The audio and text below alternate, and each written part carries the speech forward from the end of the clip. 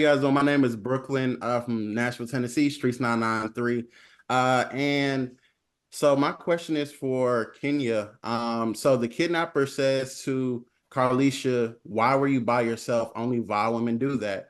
And with you being a strong Black woman who prides herself in independence and women empowerment, can you speak to that assumption and also ways that women can go about changing the narrative of needing an authoritative figure to be with them for society to feel like women are protected? And I would also like to hear from Rael's point of view as well. Okay. Well, thank you for your question. I'm going to try to unpack it a little bit. So the first part of your question is the assumption that a Black woman being alone at night is vile, like she's a loose woman or something like that. I think that's I think that's in Sam's mind. I don't think that's the perception of everyone. But if someone does think that, it's out of ignorance. I think that if you're coming home from the gym or coming home from work, or you're walking, as many people do that live in Philadelphia or New York, I think you have a reason to be out at night. And even if you don't, if you want to go to a bar, if you want to live your life, I don't think that if you're out at night automatically should mean that you're a loose woman or up to no good or vile, as Sam's character says. So that's that. I don't think that needing a male figure should necessarily equate to having protection. I think that number one, knowledge is protection. Again, we talked about this earlier, is being just situationally aware. For myself, I've taken the necessary steps to always protect myself, not only just being aware of my surroundings, but also being smart about how I move. Even to the point where if I go on vacation, I don't post in real time because I don't want people to know that I'm not home. It's things like I have had self-defense training. I do teach my child how to survive, how to think, how to remain calm in situations that may be dangerous for her. So I think, again, to me, that all kind of points down to knowledge, being aware of yourself and where you are, situational awareness. Again, I can't say that enough.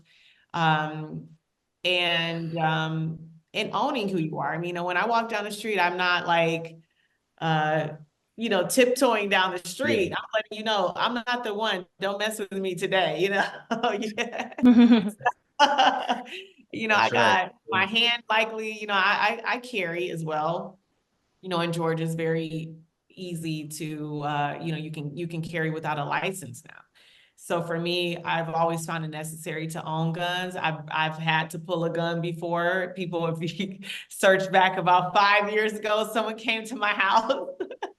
Fans ended up being fans, I think, but they trespassed, and so I had to let them know that not today, Satan. You don't just walk up on people in their homes and knock on the door, crawl over, climb over fences and things like that just because you're a fan of someone. I don't know who you are, so for me, I'm on guard always, and I think that, again, the education that I have about self-defense helps me in those situations. And I hope that it could help other people watching this movie as well. I hope I answered your question. Yeah, no, you Um, yeah, I mean, that was a fantastic answer. I guess to agree with that, and also the first part, I think that there's, yeah, it being in Sam's character's mind is definitely accurate. I think there's a deeper misogyny issue that the world and that America has, and also, the hypersexualization of like young Black women or Black women in general is definitely a thing that we still have to work to unpack. In terms of the second part, yeah, just staying cognizant of your surroundings, whether it be having someone there, like I'm a big advocate of just taking any small precautions. So, whether it be crossing out my address before I throw something out, or just like carrying mace as I go outside, go on a walk, I always try to walk with my sister, or with just having somebody there. And I think not being afraid to offend people, like that's a big thing for me. I am very conscious of like staying respectful. So sometimes that can get in the way of staying safe. Like if you feel like someone it could be following you, or you just feel like there's someone sketchy around, you can't really worry about their feelings at that point. You have to put yourself first and make the decisions that are necessary. Like it doesn't matter if, oh, that person was not trying to do anything. Just take whatever measure you can, you know? And that's something that I've had to learn. It's like, it can't be about them in this situation. I gotta go, or I gotta confront them, or I gotta, you know, something. So yeah, just making sure you always put yourself first. That's an excellent point.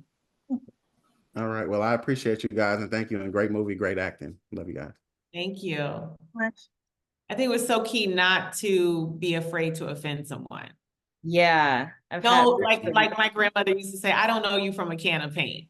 I know you. I don't know what you're capable of. You know what I'm saying? Right, So, that's true. yeah, I'm going to assume the worst, and you can pleasantly surprise me with something else, and I'll be alive to Right. talk. That's Yeah. such a good way to put it. That's such a good way to put it. Absolutely. Absolutely.